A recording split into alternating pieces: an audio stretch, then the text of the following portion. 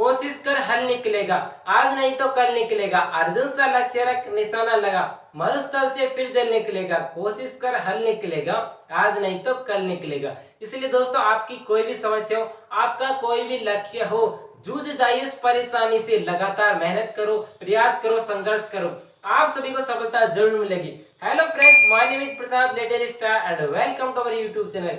आज के इस वीडियो में मैं आप सभी को बताने वाला हूँ कि रासायनिक सूत्र कैसे बनाते हैं, क्या होता है रासायनिक सूत्र, रासायनिक सूत्र बनाने का सबसे आसान तरीका क्या होता है। तो वीडियो को कंप्लीट देखना, मैं आप सभी को गारंटी देता हूँ कि आपको ये पूरा टॉपिक जरूर समझ में आएगा और आपको केमिस्ट्री भी बहुत आसान लगने लग जाएगी। तो चलिए शुरू करते हैं। आप देखिए रासायनिक सूत्र क्या होता है। तो कोई भी जो रासायनिक सूत्र होता है उसमें हम उनके अणु या यौगिकों को उनके प्रतीक चिन्ह के द्वारा जब दर्शा देते हैं तो उसको क्या कहते हैं, हम रासायनिक सूत्र कहते हैं। जैसे यहाँ पर एक एग्जांपल है मेरे पास सोडियम क्लोराइड का। तो सोडियम क्लोराइड में दो तत्व आ रहे हैं, एक तो आ रहा है सोडियम और एक आ रहा है क्लोरीन। ठीक है, तो जब हमने इनको इसके प्रतीक चिन्ह के द्वारा लिखा, क्या लिखा, सोडियम को तो Na कहते हैं और क्लोरीन को Cl कहते हैं। तो जब NaCl लिख दिया तो ये क्या बन गया, इसका रासायनिक सूत्र बन गया ना। तो उनके प्रतीक चिन्ह के द्वारा किसी भी अणु या यौगिक को दर्शा देते हैं तो क्या हो जाता है, वो रासायनिक सूत्र बन जाता है। आपको रासायनिक सूत्र सीखने के लिए सबसे पहले तत्वों की संयोजकता पता होनी चाहिए। तत्वों की संयोजकता कैसे निकालते हैं, संयोजकता क्या होती है। यदि आपको संयोजकता निकालना नहीं आता है तो इससे पहले का वीडियो देखिए, वहां पर संयोजकता निकालना बता रखा है। और यदि वो आपने संयोजकता निकालना सीख लिया तो आपके लिए रासायनिक सूत्र बनाना और भी आसान हो जाएगा। फिर भी मैं यहाँ आपको संयोजकता निकालना बता देता हूँ एक एग्जाम्पल के द्वारा। तो सबसे पहले हम पढ़ेंगे सरल यौगिकों का रासायनिक सूत्र। तो इसमें मैं पहला एग्जाम्पल बता रहा हूँ सोडियम और क्लोराइड का। तो सबसे पहले तो ये सुनो संयोजकता क्या होती है। संयोजकता में कोई भी जो तत्व होता है वो अपने सबसे बाहर के कोश में 8 इलेक्ट्रॉन प्राप्त करना चाहता है। अब या तो 8 इलेक्ट्रॉन प्राप्त करने के लिए किसी दूसरे तत्व से इलेक्ट्रॉन ग्रहण करेगा, या खुद इलेक्ट्रॉन त्याग देगा, या फिर इलेक्ट्रॉनों का साझा करेगा। क्यों, ताकि उसके बाहर के कोश में कितने इलेक्ट्रॉन हो जाए, 8 इलेक्ट्रॉन हो जाए, उसके पास अष्टक पूरा हो जाए। और कोई भी तत्व जितने इलेक्ट्रॉन देगा और जितने इलेक्ट्रॉन लेगा वो इसकी क्या हो जाएगी, संयोजकता हो जाएगी। तो यहाँ पर देखिए जो सोडियम है इसका इलेक्ट्रॉनिक विन्यास क्या है, 1s2 2s2 2p6 और 3s1। तो यहाँ पर सबसे अंदर का जो कोश होता है कि इसमें 2 इलेक्ट्रॉन है, उससे बाहर के कोश में 8 इलेक्ट्रॉन है, और सबसे बाहर का जिसको हम कहते हैं बाह्यतम कोश उसमें 1 इलेक्ट्रॉन है। ठीक है, अब जो सोडियम होता है ये क्या चाहता है कि मुझे भी क्या होना है, अष्टक कंप्लीट करना है ताकि मैं भी स्टेबल हो सकूं। इसके लिए ये क्या करेगा, अपना 1 इलेक्ट्रॉन किसी दूसरे तत्व को दान करेगा ताकि इसको 8 इलेक्ट्रॉन वाला बाह्यतम कोश प्राप्त हो जाए। अब देखिए क्लोरीन जो होता है इसके सबसे अंदर के कोश में 2 इलेक्ट्रॉन है, उससे बाहर के में 8 इलेक्ट्रॉन है, और सबसे बाहर के बाह्यतम कोश में 7 इलेक्ट्रॉन होते हैं। ठीक है, अब इसको 8 इलेक्ट्रॉन करने के लिए, क्लोरीन को 8 इलेक्ट्रॉन करने के लिए 1 इलेक्ट्रॉन चाहिए। ये 1 इलेक्ट्रॉन प्राप्त करते क्या हो जाएगा, 8 इलेक्ट्रॉन हो जाएंगे, 7 है ना इसके पास, तो कितने हो जाएंगे, 8 हो जाएंगे। और जब ये सोडियम 1 इलेक्ट्रॉन किसको दे देगा, क्लोरीन को दे देगा, तो इसके पास भी बाह्यतम कोश कौन सा आ जाएगा, 8 इलेक्ट्रॉन वाला हो जाएगा। ठीक है, तो दोनों के पास क्या हो जाएगा, अष्टक आ जाएगा। इस तरीके से दोनों क्या हो जाएंगे, स्थायी हो जाएंगे। तो सोडियम ने कितना इलेक्ट्रॉन दिया, अपना 1 इलेक्ट्रॉन दिया है, और क्लोरीन ने कितना ग्रहण किया है, 1 इलेक्ट्रॉन ग्रहण किया है। इसलिए सोडियम की संयोजकता कितनी हो गई, 1, और क्लोरीन की भी कितनी हो गई, 1 हो गई। ठीक है, इस तरीके से कोई भी तत्व अष्टक पूरा करने के लिए जितने इलेक्ट्रॉन देता है और जितने लेता है वो इसकी क्या हो जाती है, संयोजकता हो जाती है। अगर आपको ज्यादा समझना है तो इससे पहले का वीडियो देखिए। अब यहाँ पे देखिए मैंने एक टेबल बना रखी है, इस टेबल में क्या है, संयोजकता लिख रखी है। जैसे एक संयोजकता जो है ये किसकी है, सोडियम की, पोटेशियम की, सिल्वर की, कॉपर की। इस तरीके से हाइड्रोजन, क्लोरीन, ब्रोमाइड इनकी भी एक एक संयोजकता है। वैसे ही मैग्नीशियम, कैल्शियम, जिंक, आयरन इनकी भी संयोजकता 2 होती है, और एल्यूमिनियम, आयरन इसकी संयोजकता 3 होती है। ठीक है, इस तरीके से ये टेबल किस संयोजकता के आधार पर बनाई गई है। तो कोई भी जो सूत्र बनता है रासायनिक सूत्र वो धातु और अधातु से मिलकर बना होता है। वैसे तो अधातु अधातु मिलकर भी बना सकती है, लेकिन अधिकांश रासायनिक सूत्र धातु और अधातु से मिलकर बने होते हैं। तो धातु जो होती है वो इलेक्ट्रॉन त्यागती है, तो जब धातु इलेक्ट्रॉन त्यागती है तो उस पर प्लस चार्ज आ जाता है। तो यहाँ पर देखिए सोडियम, पोटेशियम, सिल्वर, कॉपर ये सभी धातु हैं और ये इलेक्ट्रॉन त्याग कर अष्टक प्राप्त करती है। जबकि अधातु क्या करती है, इलेक्ट्रॉन ग्रहण करती है, इलेक्ट्रॉन ग्रहण करके अष्टक पूरा करती है। तो अधातुओं पर माइनस का चिन्ह आ जाता है। तो कोई भी जो आप रासायनिक सूत्र देखोगे उसमें एक तत्व तो प्लस रहेगा, एक रहेगा माइनस वाला, यानी कि एक ने इलेक्ट्रॉन दिया है और दूसरे ने ग्रहण किया है। और ऐसा जब आ जाए तो क्या क्या रहेंगे उसमें, धातु और अधातु रहेंगे। तो यहाँ से शुरू करते हैं हम रासायनिक सूत्र बनाना। तो दूसरा एग्जाम्पल है हमारे पास हाइड्रोजन क्लोराइड का। तो हाइड्रोजन को कहते हैं H, क्या कहते हैं H, और क्लोराइड को Cl कहते हैं। तो हाइड्रोजन के पास क्या है, ये हाइड्रोजन, इसकी संयोजकता कितनी होती है, 1 होती है। तो इसको इसके नीचे लिख देंगे। क्लोरीन जो होता है इसकी संयोजकता कितनी हो रही है, ये रहा। तो क्लोरीन को क्या कहते हैं, क्लोराइड कह देते हैं ना। रासायनिक सूत्र बनाते हैं तो क्लोरीन को क्लोराइड कह देंगे, ब्रोमीन को ब्रोमाइड कह देंगे, आयोडीन को आयोडाइड कह देंगे। ठीक है, इनकी संयोजकता भी क्या होती है, 1 होती है।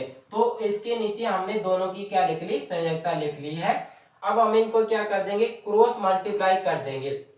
तो समान संयोजकता होती है तो या तो उसको हम काट देते हैं या फिर हम उसको नहीं लिखते हैं। इस तरीके से ये सूत्र बन गया है हमारे पास HCl का, क्योंकि इसमें समान संयोजकता होती है और समान संयोजकता को हमें लिखते नहीं है। ठीक है, या फिर हम उसको काट देते हैं। इसके बाद अगला एग्जांपल है हमारे पास मैग्नीशियम ऑक्साइड का। तो मैग्नीशियम को कहते हैं Mg और ऑक्साइड को कहते हैं क्या, O। ठीक है, ऑक्सीजन जो होता है जब उसको रासायनिक सूत्र बनाते हैं तो उसको ऑक्साइड कह देते हैं। तो यहाँ पर मैग्नीशियम को देखिए संयोजकता कितनी है, मैग्नीशियम की 2 है और ऑक्सीजन की कितनी है, ये रहा ऑक्साइड, तो इसकी भी कितनी है, संयोजकता 2 होती है। तो इनकी जो संयोजकता होती है हम इनके नीचे लिख देंगे और फिर इसको क्रॉस मल्टीप्लाई कर देंगे। चूंकि यहाँ पर दोनों की संयोजकता समान होती है, समान संयोजकता को हम नहीं लिखते हैं या काट देते हैं। इस तरीके से दोनों जो तत्व आए हैं सूत्र में उन दोनों को मिलाकर लिख देंगे। इस तरीके से मैग्नीशियम ऑक्साइड का सूत्र बन जाएगा MgO। अगला एग्जांपल देखिए एल्यूमिनियम क्लोराइड का। तो एल्यूमिनियम को तो कहते हैं Al और क्लोराइड को क्या कहते हैं, Cl कहते हैं। तो एल्यूमिनियम की संयोजकता देखिए कितनी है, 3 है और क्लोरीन की कितनी है, 1 है। या ये रहा क्लोराइड और इसकी कितनी संयोजकता, 1 है। ठीक है, तो एल्यूमिनियम की संयोजकता इसके नीचे लिख देंगे और क्लोरीन की इसके नीचे लिख देंगे। इसके बाद एल्यूमिनियम को 1 से मल्टीप्लाई करेंगे और क्लोरीन को 3 से मल्टीप्लाई करेंगे। एल्यूमिनियम को ऐसे कैसे हम लिख देंगे Al और क्लोरीन को 3 से मल्टीप्लाई किया तो क्या लिख देंगे, Cl3। इस तरीके से एल्यूमिनियम क्लोराइड का सूत्र क्या बन जाएगा, AlCl3। अब देखिए आगे कैल्शियम ऑक्साइड। तो कैल्शियम की संयोजकता कितनी होती है, यहाँ पर देखिए कैल्शियम कहाँ पर है, कैल्शियम की ये रहा, इसकी संयोजकता होती है 2। तो इसकी संयोजकता इसके नीचे लिख देंगे। इसी तरह ऑक्सीजन की संयोजकता हमने देखी थी कितनी होती है, इसकी भी 2 होती है। ठीक है, समान संयोजकता को हम नहीं लिखते हैं। ठीक है, इसलिए हम क्या करेंगे, इनको लिख देंगे डायरेक्टली। तो इसका सूत्र क्या हो जाएगा, कैल्शियम ऑक्साइड का CaO। ठीक है, इसका एक और नाम है, इसको बिना बुझा हुआ चूना भी कहा जाता है। एक और एग्जांपल देखिए एल्यूमिनियम ऑक्साइड का। दोस्तों पूरे वीडियो के साथ बने रहिए, अभी तो हम बहुपरमाणुक यौगिकों के रासायनिक सूत्र पढ़ने वाले हैं, तो लगातार बने रहिए। अगला एग्जांपल है एल्यूमिनियम ऑक्साइड का। तो एल्यूमिनियम की संयोजकता होती है 3 और ऑक्सीजन की संयोजकता कितनी होती है, 2 होती है। तो यहाँ पर देखिए एल्यूमिनियम की संयोजकता को मैंने इसके सामने लिख दिया है और ऑक्सीजन को भी इसके सामने लिख दिया है। अब हम इनको क्रॉस मल्टीप्लाई करेंगे तो हमारे पास सूत्र आएगा Al2O3 यानी कि एल्यूमिनियम ऑक्साइड। तो दोस्तों आपको सरल यौगिकों के रासायनिक सूत्र बनाना आ गया होगा। अब चलिए हम पढ़ते हैं बहुपरमाणुक यौगिकों के रासायनिक सूत्र। अब देखिए दोस्तों बहुपरमाणुक यौगिक क्या होते हैं, वे यौगिक जो एक या एक से अधिक तत्वों से मिलकर बने होते हैं उनको कहते हैं बहुपरमाणुक यौगिक। तो आपको बहुपरमाणुक यौगिकों के सूत्र बनाने के लिए सभी तत्वों की संयोजकता तो याद होनी चाहिए। इसके अलावा आपको ये भी याद होना चाहिए कि बहुपरमाणुक यौगिक कौन कौन से होते हैं और उनकी संयोजकता कितनी होती है। तो यहाँ पर जैसे हमारे पास है हाइड्रोक्साइड, तो इसमें ऑक्सीजन भी है और हाइड्रोजन भी है, तो ये एक से अधिक तत्वों से मिलकर बना हुआ है। तो इसको हम कहते हैं OH माइनस, है ना। और माइनस का मतलब होता है संयोजकता, यानी कि कितनी संयोजकता है इसकी, एक संयोजकता है। वैसे ही कार्बोनेट होता है, इसको कहते हैं CO3-2। तो -2 जो होता है इसकी संयोजकता है किसकी, कार्बोनेट की। तो कार्बोनेट को कहते हैं CO3 और इसकी संयोजकता होती है -2। इसके बाद है सल्फेट SO4-2। तो आपको ये याद रखना है दोस्तों, SO4 जो होता है इसमें 4 तो नीचे लिखते हैं हम, ये ऑक्सीजन की संख्या है, लेकिन -2 जो है ये इसकी क्या है, संयोजकता है, इसलिए इसको क्या करते हैं हम ऊपर लिखते हैं। तो सल्फेट को क्या बोलते हैं हम, SO4-2 और -2 क्या है इसमें संयोजकता है। इसी तरह अमोनियम जो होता है इसको कहते हैं NH4 प्लस। क्या कहते हैं? NH4 plus. तो इसमें प्लस का मतलब क्या है कि इसकी संयोजकता कितनी है? +1 है। ठीक है, और अमोनियम को क्या कहते हैं? NH4। इसी तरह नाइट्रेट जो होता है इसको कहते हैं NO3 माइनस। क्या कहते हैं? NO3 minus. माइनस का मतलब क्या है? संयोजकता कितनी है? -1 है। ठीक है, तो नाइट्रेट को क्या कहते हैं? हम NO3 माइनस कहते हैं। तो आपको ये याद होना चाहिए। अब चलिए सूत्र बनाते हैं, बहुत आसान है इनका सूत्र बनाना। तो सबसे पहले हमारे पास एग्जांपल है सोडियम हाइड्रोक्साइड। तो सोडियम की संयोजकता हमने पढ़ी थी, कितनी होती है? सोडियम की संयोजकता 1 होती है। तो इसकी संयोजकता इसके नीचे लिख देंगे। अब हाइड्रोक्साइड को क्या कहते हैं? हमें OH माइनस। ठीक है, तो इसकी संयोजकता कितनी होती है? 1 होती है, क्योंकि इसके ऊपर केवल माइनस है। तो इसकी संयोजकता कितनी है? 1 होती है। देखो दोस्तों, आपको बहुपरमाणु की यौगिक तो आपको याद करने ही पड़ेंगे। ठीक है, जब आप इनको याद कर लोगे तो ये सूत्र बनाना बहुत ही सरल है, कठिन नहीं है बिल्कुल भी।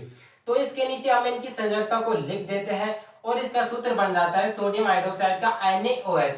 यहाँ पर ध्यान रखने वाली बात यह है कि जब संयोजकता 1 या 1 से अधिक आ जाती है तो हम बहुपरमाणु की यौगिकों को ब्रैकेट में लिख देते हैं। किसमें? ब्रैकेट बंद करके उसके बाहर लिखते हैं उनकी संयोजकता। यानी कि जब संयोजकता समान आती है तो हम उनको दोनों को मिलाकर लिख देते हैं वैसे की वैसे, कोई ब्रैकेट नहीं लगाते।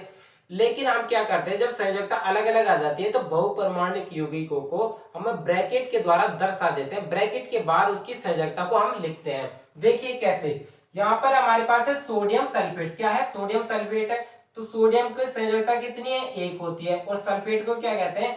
SO4-2। और -2 क्या है इसमें? इसकी संयोजकता है। तो इसकी संयोजकता तो इनके नीचे लिख देंगे। जब इसकी क्रॉस मल्टीप्लाई करेंगे तो क्या आएगा?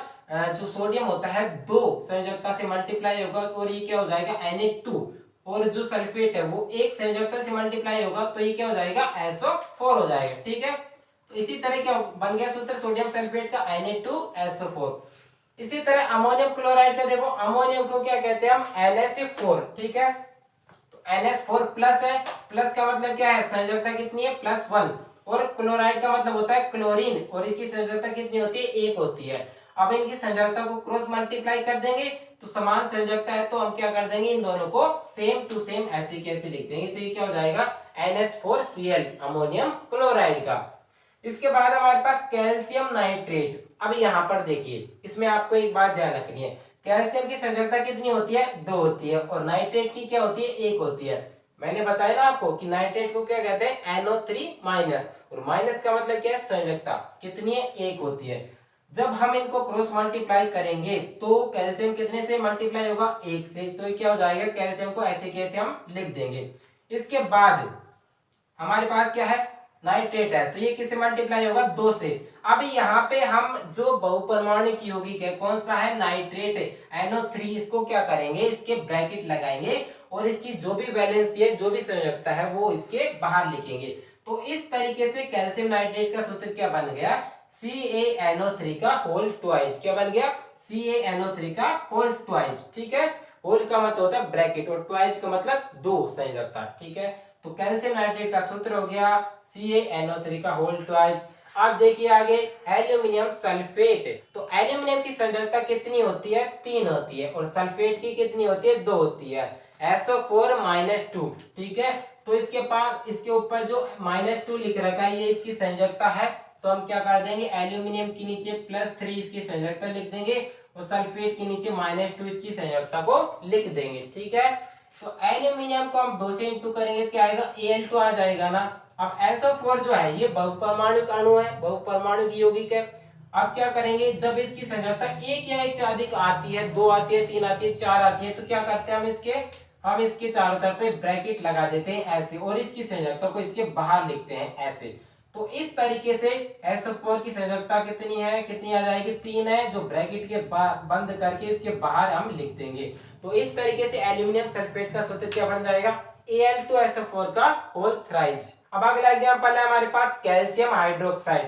तो कैल्शियम जो होता है इसकी संयोजकता 2 होती है, मैंने कई बार बता दिया आपको। और हाइड्रोक्साइड की कितनी होती है? 1 होती है। OH माइनस होता है तो माइनस जो चिन्ह है इसका मतलब क्या है? इसकी संयोजकता कितनी है? 1 होती है। तो ये आपको याद करने पड़ेंगे। कैल्शियम के नीचे इसकी संयोजकता, हाइड्रोक्साइड के नीचे इसकी संयोजकता, और दोनों को वापस क्रॉस मल्टीप्लाई कर देंगे। इस तरीके से कैल्शियम हाइड्रोक्साइड का सूत्र क्या आ जाएगा हमारे पास? CaOH का होल ट्वाइस, ठीक है।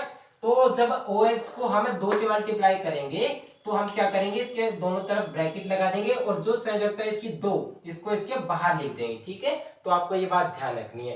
इसके बाद हमारे पास अमोनियम सल्फेट है। तो अमोनियम को क्या कहते हैं हम, NH4 प्लस, और प्लस का मतलब होता है संयोजकता कितनी है, 1 है। सल्फेट का मतलब क्या होता है, SO4 -2, और -2 क्या है इसमें, इसकी संयोजकता है।